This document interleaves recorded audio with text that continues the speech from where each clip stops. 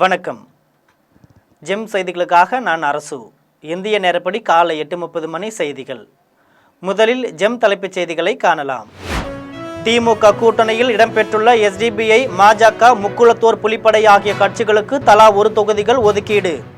3 கட்சிகளும் திமுகவின் உதயசூரியன் சின்னத்திலேயே போட்டியிட உள்ளதாக தகவல். விடுபட்ட வாக்காளர்கள் தங்கள் பெயரை பட்டியலில் சேர்ப்பதற்கு இன்றுதான் கடைசி நாள். இறுதி வாய்ப்பை பயன்படுத்திக் கொள்ளுமாறு தேர்தல் ஆணையம் அறிவுறுத்தல். டாக்டர் ராமதாஸ் புதிய கட்சி தொடக்கம். தைலாபுரம் தோட்டத்தில் ராமதாஸ் அதிகாரப்பூர்வமாக அறிவிப்பார் என தகவல். வங்கதேசத்தில் உள்ள பத்மா ஆற்றில் பேருந்து கவிழ்ந்து 16க்கும் மேற்பட்டோர் சம்பவ இடத்திலேயே பரிதாபமாக உயிரிழப்பு. விபத்தில் காணாமல் போன சிலரை மீட்பு குழுவினர் தேடி வருவதாக அதிகாரிகள் அறிவிப்பு. அமெரிக்கா போரில் தன்னை தற்காத்துக் கொள்வதற்காக ஈரானிடம் பேச்சுவார்த்தை நடத்தி கொண்டிருக்கிறது.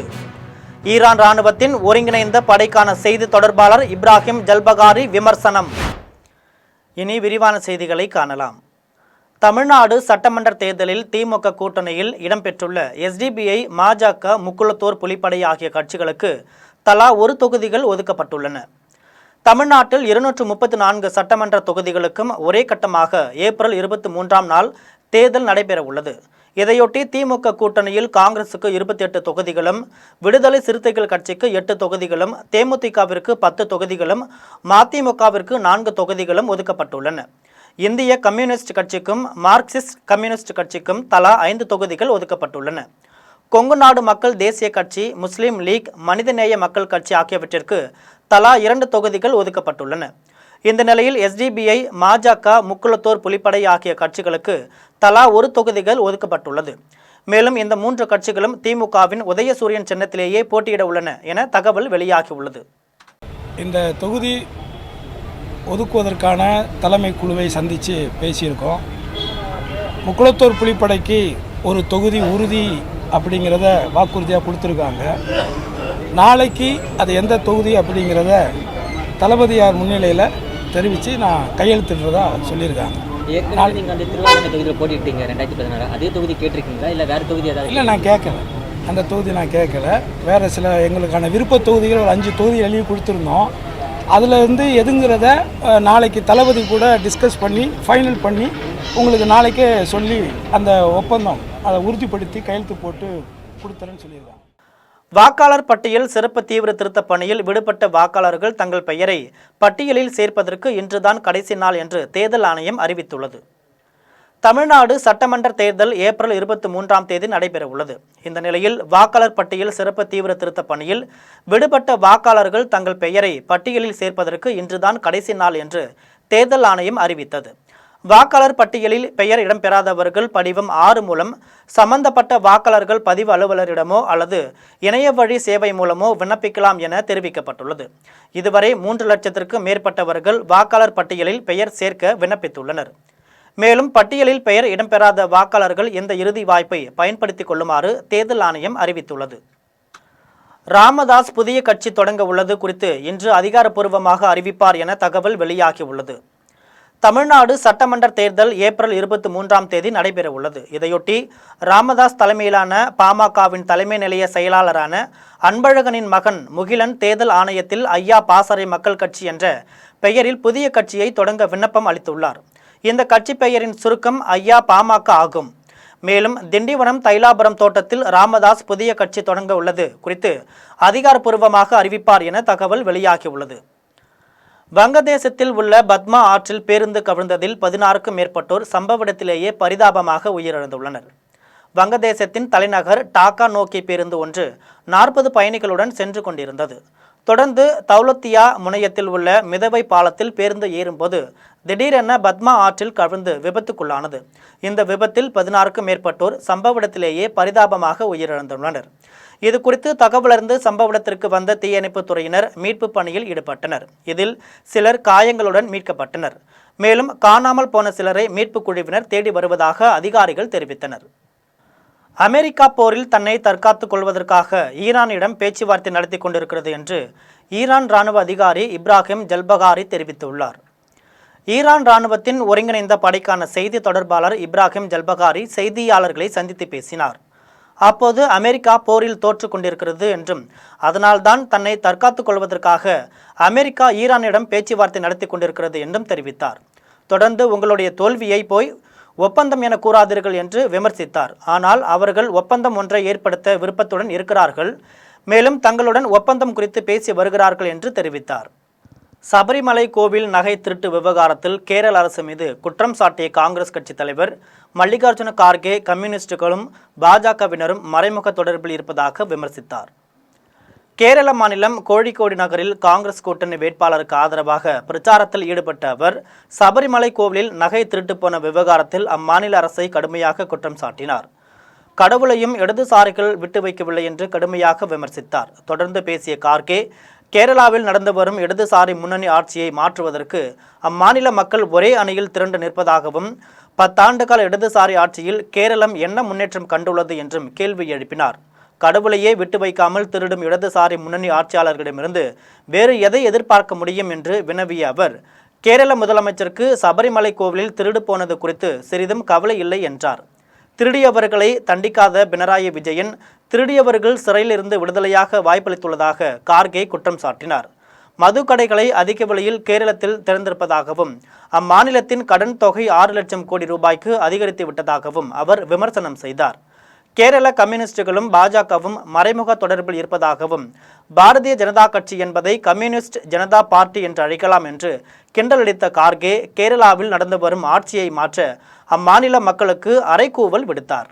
கன்னியாகுமரி மாவட்டத்தில் பாஜகவிற்கு 4 தொகுதி ஒதுக்கீடு செய்யப்பட்டுள்ளதற்கு எதிர்ப்பு தெரிவித்து முன்னாள் அமைச்சர் தளவாய் சுந்தரத்திற்கு எதிராக அதிமுகவினர் போர்க்கொடி உயர்த்தியுள்ளனர். தமிழக சட்டமன்ற தேர்தலில் பாஜக சார்பில் போட்டியிடும் வேட்பாளர்களின் பெயர்களை அதிமுக பொதுச் செயலாளர் எடப்பாடி பழனிசாமி அறிவித்தார். அதன்படி குமரி மாவட்டத்தில் உள்ள 6 தொகுதிகளில் கன்னியாகுமரி தொகுதியை தவிர எஞ்சிய 5 தொகுதிகளில் பாஜக 4 தொகுதிகளிலும் அம்மாநில காங்கிரஸ் 1 தொகுதியிலும் களம் காண்கிறது. கடந்த காலங்களில் அதிமுகவிற்கு 3 தொகுதியும் பாஜகவிற்கு 3 தொகுதிகளும் ஒதுக்கப்பட்டன. ஆனால் தற்பொழுது 6 தொகுதிகளில் 5 தொகுதிகளை பாஜக மற்றும் அதன் கூட்டணி கட்சிகளுக்கு ஒதுக்கப்பட்டது கவலை அளிப்பதாக அதிமுகவினர் தெரிவித்தனர். இதன் தொடர்ச்சியாக கன்னியாகுமரி மாவட்டத்தில் பாஜகவிற்கு அதிக தொகுதிகளை ஒதுக்கியதற்காக முன்னாள் அமைச்சர் தளவாய் சுந்தரத்திற்கு எதிராக அதிமுகவினர் கழக கொடி தூக்கியுள்ளனர். கன்னியாகுமரி சட்டமன்ற தொகுதியில் மீண்டும் அதிமுக வேட்பாளராக தளவாய் சுந்தரம் நிறுத்தப்பட்டால் அவருக்கு எதிராக தேர்தல் பணி செய்வோம் என்று நாஞ்சல் முருகேசன் தெரிவித்தார். நாடார் மக்களுக்கு தளவாய் சுந்தரம் துரோகம் செய்து விட்டதாகவும் அவர் கூறினார். வேற எங்கேயும் வரல, சென்னையிலேயும் வரல, ஒரு இடத்துல வரல. 6 பேர் வந்தாங்க கவுன்சிலர். மாநகராட்சிக்குள்ள அவ்வளவு கவுன்சிலர் வந்தது, 6 கவுன்சிலர் வந்தது அதிமுகவுக்கு நாகர்கோவில். நல்லா கேட்டு போடுறது நாகர்கோவில் தான் வந்திருக்கு, வேற எங்கேயும் வரல. நான் நிறைய இடத்த குறிப்பிட்டு சொல்லலாம், பொருள் அந்த மனுஷன் கோவம் இருப்பான், முன்னாள் அமைச்சராக இருப்பான், ஏன் எங்களை காட்டி குத்தி காட்டினான்ப்பான். நான் ஜெயிச்சு அப்போ எவ்வளோ ரூபா நான் செலவு பண்ணியிருப்பேன், எவ்வளோ பணம் நான் அழிச்சிருப்பேன். அழிச்ச குறைக்கும் நம்ம எடப்பாடியரை 100க்கு 100 நான் நம்பேன். தஞ்சை மாவட்டம் திருக்காட்டுப்பள்ளி கடைவீதியில் திருட்டை தவிர்க்க சிசிடிவி கேமரா பொருத்த 1,50,000 ரூபாய் நன்கொடையை வணிகர் சங்கத்தினர் வழங்கினார்கள். திருக்காட்டுப்பள்ளியில் கடைவீதி மற்றும் முக்கிய வீதிகளில் ஏற்படும் கூட்ட நெரிசல், கடைகளின் அருகில் சாலையிலேயே இருசக்கர வாகனங்களை நிறுத்தி போக்குவரத்திற்கு இடையூறாக உள்ளது. மேலும் பண்டிகை காலங்களில் கூட்ட நெரிசலை பயன்படுத்தி திருடர்களை கண்காணிக்கவும் இருசக்கர வாகனங்கள் திருட்டு போன்ற பல்வேறு காரணங்களுக்காக சிசிடிவி கேமரா பொருத்தப்பட்டு போலீசாரால் கண்காணிக்கப்பட்டு வந்தது. ஆனால் அந்த கேமராக்கள் பழுதடைந்து வேலை செய்யாமல் போகவே திருக்காட்டுப்பள்ளி ஆய்வாளர் அகிலன் இங்குள்ள வணிகர்கள் கூட்டமைப்பினரிடம் ஆலோசனை நடத்தினார். அப்போது அனைத்து வணிகர்கள் கூட்டமைப்பின் சார்பில் திருக்காட்டுப்பள்ளி கடைவீதி முழுவதும் தொடர் கண்காணிப்பில் இருப்பதை உறுதிப்படுத்துவதற்காக காவல்துறை ஆய்வாளர் அகிலனிடம் சிசிடிவியை வைக்க 1,50,000 ரூபாய் வழங்கப்பட்டது. தூத்துக்குடியில் திமுக வடக்கு மாவட்ட செயலாளர் கீதா ஜீவனின் வாகனத்தை தேர்தல் பறக்கும் படை அதிகாரிகள் சோதனை செய்ததால் அந்த பகுதியில் பெரும் பரபரப்பை ஏற்படுத்தியுள்ளது. தூத்துக்குடி மாவட்டம் எட்டயபுரம் சாலையில் தேர்தல் பறக்கும் படை அதிகாரிகள் வாகன சோதனையில் ஈடுபட்டு கொண்டிருந்தனர். அப்போது அந்த வழியாக வந்த திமுக வடக்கு மாவட்ட செயலாளர் கீதா ஜீவனின் வாகனத்தை அதிகாரிகள் சோதனை செய்தனர். இதில் பணமோ பொருளோ எதுவும் இல்லாத நிலையில் அவரது கைப்பையையும் சோதனைக்கு உட்படுத்தினர். கைப்பையிலும் பணம் எதுவும் இல்லாததை தொடர்ந்த கீதா ஜீவனின் வாகனத்தை அதிகாரிகள் விடுவித்தனர். இந்த சம்பவத்தால் அந்த பகுதியில் பெரும் பரபரப்பு ஏற்பட்டது. தரங்கம்பாடி அருகே உள்ள தனியார் கல்லூரியில் வாக்காளர் விழிப்புணர்வு பேரணி நடைபெற்றது. மயிலாடுதுறை மாவட்டம் தரங்கம்பாடி தாலுகா செம்மனார் கோவிலில் உள்ள தனியார் கல்லூரியில் வாக்காளர் விழிப்புணர்வு பேரணி நடைபெற்றது. இதில் கல்லூரி நிர்வாக இயக்குனர் NS குடியரசு தலைமை வகித்தார். இந்த பேரணியில் 500க்கும் மேற்பட்ட கல்லூரி மாணவர்கள் கலந்து கொண்டு நமது வாக்கு நமது எதிர்காலம், வாக்களிப்பது நம் கடமை உள்ளிட்ட வாசகங்கள் கொண்ட பதாதைகளை ஏந்தியவாறு கோஷங்களை எழுப்பி பேரணியில் ஈடுபட்டனர். கலசப்பாக்கம் அதிமுக வேட்பாளராக அக்ரி கிருஷ்ணமூர்த்தி அறிவிக்கப்பட்டதை முன்னிட்டு அக்கட்சியினர் பட்டாசு வெடித்து கொண்டாடினர். திருவண்ணாமலை மாவட்டம் கலசப்பாக்கம் தொகுதி அதிமுக வேட்பாளராக முன்னாள் அமைச்சர் அக்ரி கிருஷ்ணமூர்த்தி அறிவிக்கப்பட்டதால் புதுப்பாளையம் மற்றும் காஞ்சி பகுதிகளில் அக்கட்சியினர் பட்டாசு வெடித்தும் இனிப்புகள் வழங்கியும் உற்சாகமாக கொண்டாடினர். எம்ஜிஆர், ஜெயலலிதா மற்றும் எடப்பாடி பழனிசாமி ஆகியோரை புகழ்ந்த தொண்டர்கள் முழக்கமிட்ட நிலையில் கலசப்பாக்கம் தொகுதியில் அக்ரி கிருஷ்ணமூர்த்தி தமிழகத்திலேயே மிக அதிக வாக்கு வித்தியாசத்தில் வெற்றி பெறுவார் என ஒன்றிய செயலாளர் வழக்கறிஞர் ரமேஷ் உறுதிபட தெரிவித்தார். புவனகிரியில் உள்ள தனியார் பள்ளியில் LKG முதல் 5ஆம் வகுப்பு வரையிலான மாணவர்களுக்கான விளையாட்டு தின விழா சிறப்பாக நடைபெற்றது. கடலூர் மாவட்டம் புவனகிரியில் உள்ள தனியார் பள்ளியில் விளையாட்டு தின விழா மிக சிறப்பாக நடைபெற்றது. LKG முதல் 5ஆம் வகுப்பு வரையிலான மாணவர்கள் கிரிக்கெட், ஓட்டப்பந்தயம், செஸ் உள்ளிட்ட பல்வேறு போட்டிகளில் ஆர்வத்துடன் பங்கேற்று தங்களது விளையாட்டு திறனை வெளிப்படுத்தினர். போட்டிகளில் வெற்றி பெற்ற மழலை செல்வங்களுக்கு பள்ளி நிர்வாகம் சார்பில் சான்றிதழ்கள் மற்றும் பரிசுகள் வழங்கி பாராட்டுகள் தெரிவிக்கப்பட்டது. ஆண்டிப்பட்டி கிராமங்களில் 100% வாக்குப்பதிவை வலியுறுத்தி ஊராட்சி பணியாளர்கள் மற்றும் மகளிர் குழுவினர் வீடு வீடாக சென்று துண்டு பிரசுரங்கள் வழங்கி விழிப்புணர்வை பேரணி நடத்தினர். தேனி மாவட்டம் ஆண்டிப்பட்டி அருகே உள்ள மொட்டநொத்து மற்றும் கொப்பையம்பட்டி பகுதிகளில் 100% வாக்களிப்பதன் அவசியம் குறித்து விழிப்புணர்வு பேரணி நடைபெற்றது. தேர்தல் ஆணையத்தின் உத்தரவுப்படி ஊராட்சி நிர்வாகம் சார்பில் நடைபெற்ற இந்த பேரணியில் தூய்மை பணியாளர்கள் மற்றும் மகளிர் குழுவினர் வீடு வீடாக சென்று துண்டு பிரசுரங்களை வழங்கி வாக்களிப்பது நமது கடமை என்று பொதுமக்களிடையே விழிப்புணர்வு ஏற்படுத்தினர். குடியாத்தம் அருகே காரில் எடுத்து செல்லப்பட்ட ஏர் துப்பாக்கி தேர்தல் பறக்கும் படையினர் பறிமுதல் செய்யப்பட்டது. வேலூர் மாவட்டம் குடியாத்தம் அருகே தேர்தல் பறக்கும் படையினர் நடத்திய வாகன சோதனையில் காரில் எடுத்து செல்லப்பட்ட ஏர் துப்பாக்கி பறிமுதல் செய்யப்பட்டது. வேலூர் பூட்டுத்தாக்கு பகுதியை சேர்ந்த சதீஷ் என்பவரிடமிருந்து பறிமுதல் செய்யப்பட்ட அந்த துப்பாக்கியை குடியாத்தம் நகர காவல் நிலையத்தில் அதிகாரிகள் ஒப்படைத்தனர். 2026 சட்டமன்ற தேர்தல் நடத்தை விதிமுறைகள் அமலில் உள்ள நிலையில் துப்பாக்கி பிடிபட்ட சம்பவம் அந்த பகுதியில் பெரும் பரபரப்பை ஏற்படுத்தியுள்ளது. திருவண்ணாமலையில் 100% வாக்குப்பதிவை வலியுறுத்தி தேர்தல் நடத்தும் அலுவலர் செந்தில்குமார் தலைமையில் 200க்கும் மேற்பட்ட பள்ளி மாணவர்கள் பங்கேற்ற விழிப்புணர்வு பேரணி நடைபெற்றது. திருவண்ணாமலை மாவட்டம் மங்களத்தில் 100% வாக்குப்பதிவை வலியுறுத்தி வருவாய்த்துறை சார்பில் பள்ளி மாணவர்களின் விழிப்புணர்வு பேரணி நடைபெற்றது. தேர்தல் நடத்தும் அலுவலர் செந்தில்குமார் தொடங்கி வைத்த இந்த பேரணி அரசு மேல்நிலைப் பள்ளியில் இருந்து புறப்பட்டு முக்கிய வீதிகள் வழியாக பேருந்து நிலையத்தை அடைந்தது. இதில் 200க்கும் மேற்பட்ட மாணவர்கள் மற்றும் கிராம நிர்வாக அலுவலர்கள் பங்கேற்று பொதுமக்களிடையே தேர்தல் விழிப்புணர்வை ஏற்படுத்தினர். குடியாத்தம் அருகே சுடுகாட்டு பாதை ஆக்கிரமிப்பை கண்டித்து ஆக்கிரமிப்பு வேலிகளை பிடுங்கி எறிந்த பொதுமக்கள் தேர்தலை புறக்கணிக்கப் போவதாக கூறி போராட்டத்தில் ஈடுபட்டனர். வேலூர் மாவட்டம் கருகனி சமுத்திரம் அருகே சுடுகாட்டு பாதையை தனிநபர் ஒருவர் வேலி அமைத்து ஆக்கிரமித்தை கண்டித்து தேர்தலை புறக்கணிக்கப் போவதாக கூறி பொதுமக்கள் போராட்டத்தில் ஈடுபட்டனர். அதிகாரிகளிடம் பலமுறை மனு அளித்தும் நடவடிக்கை இல்லாததால் ஆத்திரமடைந்த மக்கள் ஆக்கிரமிப்பு வேலிகளை பிடுங்கி எறிந்ததோடு சாலை மறியலில் ஈடுபட முயன்றனர். வருவாய்த்துறை மற்றும் காவல்துறையினர் பேச்சுவார்த்தை நடத்தி ஓரிரு நாட்களில் நிலத்தை அளந்து தருவதாக உறுதியளித்ததை தொடர்ந்து போராட்டம் கைவிடப்பட்டது. தமிழகத்தில் உள்ள பல்வேறு ஊர்களில் உள்ள கோவில்களில் கும்பாபிஷேக விழா மிக சிறப்பாக நடைபெற்றது.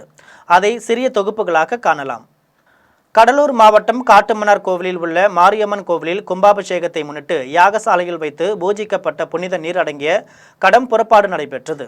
இதன் பின்னர் சிவாச்சாரியார்கள் கோவிலில் வலம் வந்த பிறகு விமான கலசத்திற்கு வேத மந்திரங்கள் முழங்க புனித நீர் ஊற்றி மகா கும்பாபிஷேகம் மிக சிறப்பாக நடைபெற்றது. இவ்விழாவினை சர்வசாதகம் கைலாச குருக்கள், சந்திரசேகர குருக்கள் ஆகியோர்கள் செய்தனர். இந்த நிகழ்வில் கல்வி குழு தலைவர்கள் முத்துசாமி, ஜெயபாண்டியன், பேரூராட்சி தலைவர் கணேசமூர்த்தி, அறங்காவலர் குழு தலைவர் மணிமாறன் உள்ளிட்ட ஏராளமானோர் கலந்து கொண்டனர். சென்னை பழவந்தாங்காலில் உள்ள வேம்புலி அம்மன் கோவிலில் கும்பாபிஷேகத்தை முன்னிட்டு கணபதி பூஜை போன்ற சிறப்பு பூஜைகள் செய்யப்பட்டது. இதில் பூஜிக்கப்பட்ட கலசங்களை சிவாச்சாரியர்களும் கொண்டு வந்து வேத மந்திரங்கள் முழங்க கோபுர கலசத்தில் ஊற்றி கும்பாபிஷேகம் மிக சிறப்பாக நடைபெற்றது. விழாவில் கலசங்களை நீரூற்றும் போது பக்தர்கள் அனைவரும் ஓம் சக்தி பராசக்தி என்று கோஷமிட்டு வழிபாடு செய்தனர்.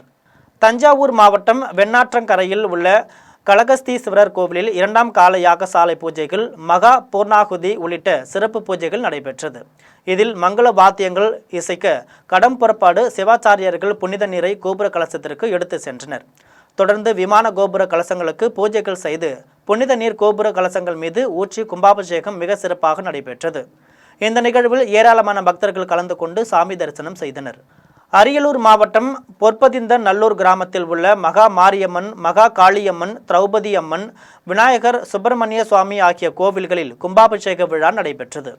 இதனை அந்த கிராமத்தில் உள்ள படித்த பட்டதாரி இளைஞர்கள் ஒன்று திரண்டு கும்பாபிஷேக விழாவிற்கு ஏற்பாடுகளை செய்தனர்.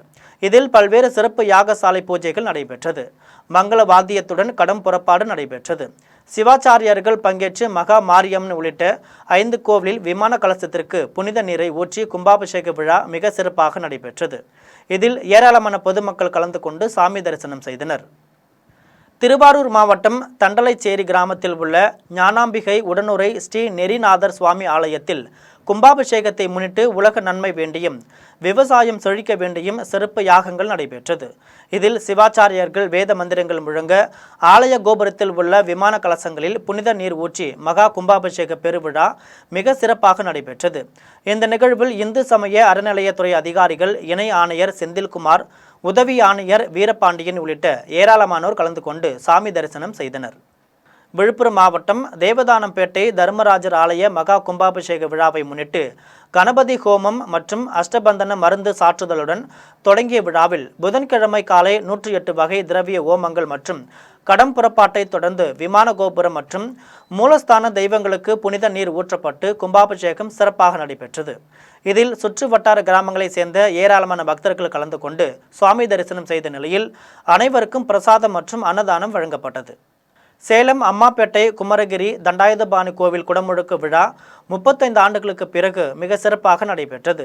கடந்த 9 ஆண்டுகளாக தொய்வடைந்திருந்த திருப்பணிகள் தற்பொழுது 2 கோடி ரூபாய் மதிப்பீட்டில் நிறைவு பெற்று மூலவர் விமானம் மற்றும் கோபுரங்களுக்கு புனித நீர் ஊற்றி கும்பாபிஷேகம் நடைபெற்றது.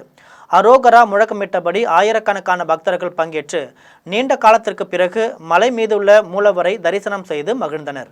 கன்னியாகுமரி மாவட்டம் சாத்தன்கோடு மகா விஷ்ணு கோவில் அஷ்டபந்தன மகா கும்பாபிஷேகம் தந்திரிகள் மற்றும் வேத பண்டிதர்கள் முன்னிலையில் மேளதாளங்கள் முழங்க மிக விமர்சையாக நடைபெற்றது.